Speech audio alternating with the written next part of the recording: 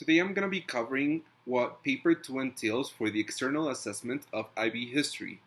Its duration is for around 1 hour and 30 minutes. Its weighting is 45% for standard level and 25% for higher level students. Students must answer 2 questions, each selected from a different topic. Some comparative questions on this paper require that examples be drawn from more than one region. When the word region is used in paper 2 question, it refers to the 4 regional options defined by the world map. And basically for my class, we're going to be covering authoritarian states. For each region, we're going to be covering Mao's China, Castro's Cuba, and Franco's Spain.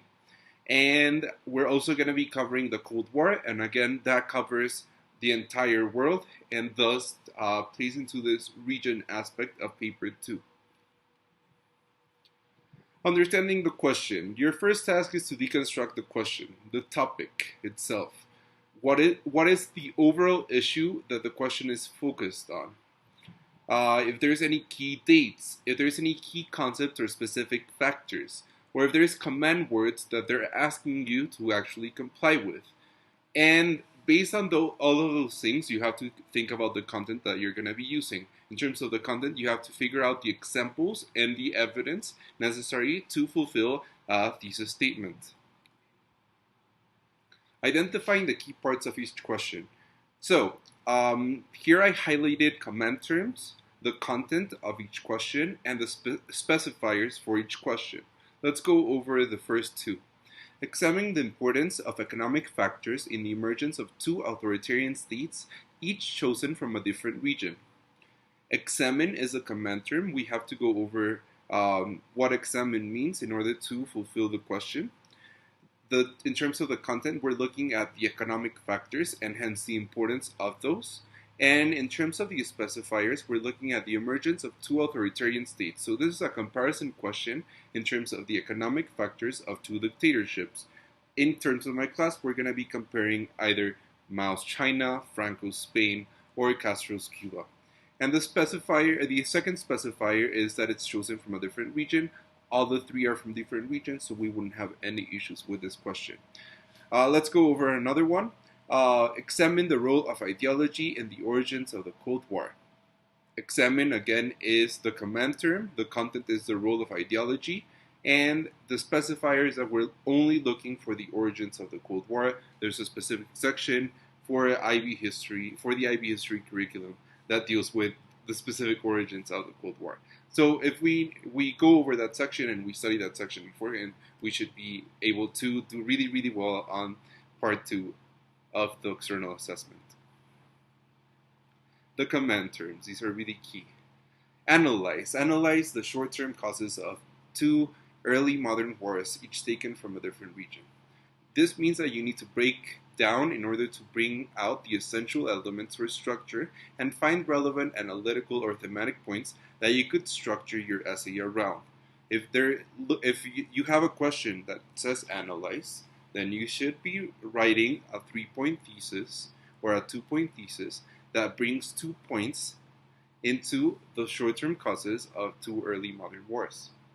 So if you can combine those causes and compare and contrast them again and find the 2 most important points, then you're good with your analysis, as long as you have good evidence. Compare and contrast. When they're asking you to compare and contrast, is to give an account of the similarities and differences between 2 or more items or situations, referring to both of them throughout the thing that you're writing. Again, you need to look for the themes that you can focus on to answer around the question. So you identify the theme, find evidence that connects to that theme, and then build that question. To discuss, you need to give a balanced analysis.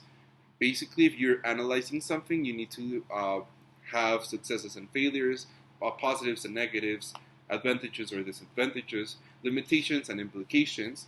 And in terms of this question, you're discussing the impact of one leader on the course and development of the Cold War. So again, you need to see what the Cold War leader did in terms of their successes and their failures. You can look at their policy, you can look at their foreign intervention, you can look at their ideology and contrast those as well. Examine the role of economic developments in causing one 20th century war.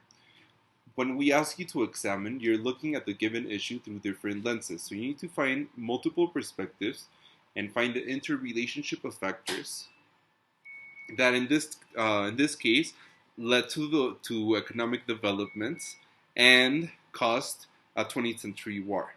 So again, you have to find different perspectives in the way that this war was created. Maybe the economic perspective is not only limited to just society, but you can look at how the government intervened, how banks intervened, how institutions intervened. Maybe there were industries involved. Maybe there was a 5-year plan as well. To evaluate, we have to identify and develop the strengths and limitations or successes and failures of an assertion made in the question or the focus of the question. So again, this is about more of an evaluation. Again, it is an evaluation, looking at limitations, looking at successes, looking at the benefits of what is being discussed in the question. In terms of this question specifically, we're looking at the impact of on the course of the Cold War of two crises. So maybe the Bay of Pigs invasion and the space race, and you're comparing the two and seeing how those crises evolved and impacted the Cold War. When they ask that to what extent question, then you have to give two sides. Set up an argument both supporting and challenging the factor, and maybe find a synthesis of those arguments in favor of against to answer the question. Or you can stay on one side as well. There's going to be 3 types of essays to answer this question.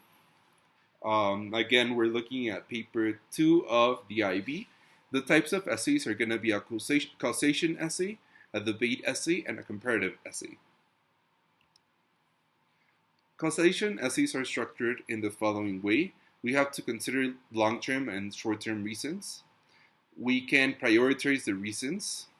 And we might also take a thematic approach and look at the economic, social, and political reasons. So again, it's a cause and then an effect, and looking at those causes in general and how they led to a specific outcome. Most of the chapters for the course itself are structured this way as well. We might have a debate essay, whether you agree or disagree, and you have to support that side with evidence. Obviously, really good evidence from history, from the sources that you're being presented with, and bringing multiple perspectives in conversation with each other to finally have a judgment on the issue. Finally, you're going to have comparative essays. You're going to have point 1 with similarities and differences. Maybe all the points are similarities, maybe all the points are differences, but it would be better if you have both similarities and differences, and maybe you have a synthesis at the end as well. The structure of the essay is like any other essay. You have an introduction, you're going to have body paragraphs, you're going to have a conclusion, and a bibliography. If you're writing offhand in the IB history paper, then you're not going to necessarily need a bibliography because you're not going to have a book next to you. It's all going to come from your head. In your introduction, you need to show that you understand the question. This could involve referring to the dates or the events mentioned in the title and putting them into context. However, it's better if you explain the concept first, find the connecting theme of your entire essay, and start with that. Never start with a time reference because it sounds like Once Upon a Time, and we don't want a Once Upon a Time essay. Indicate the scope of your essay. Indicate the relevance of your essay, why it's important that we're actually discussing this. And provide a transition to the first paragraph. This is why you need to develop a 3-point thesis or a 2-point thesis. In terms of your body paragraphs, your essay will probably contain around 6, maybe less, depending on how you're going to be structuring it. Again, if it's compare and contrast, I would do the comparison first and then the contrast. A clear opening sentence, which you need a clear opening sentence, a topic sentence, which links the question and states a key point or argument of your paragraph. If you look at my writing expectations, you're going to be understanding how to write a paragraph step by step. You need evidence. You're going to have to explain how your evidence is tied up with your central theme and with your topic sentence, and then explaining the analysis of that evidence as well. For the conclusion, you need to restate your main point or argument. Basically, say your thesis with other words. Then link back to the title to show that your argument answers the question set. Make sure that you read the question again and then you write your conclusion. Identify the limitations of your research or your argument. Maybe talk about what else you could have mentioned or what other research you could have included, and explain the overall relevance of your research. Tell us why it all matters, or what are the larger conclusions that you came up with. Your evidence. Evidence is going to be key. You can either support all points with appropriate evidence or use a little bit of historiography to summarize some of the greater historical events that everybody knows about.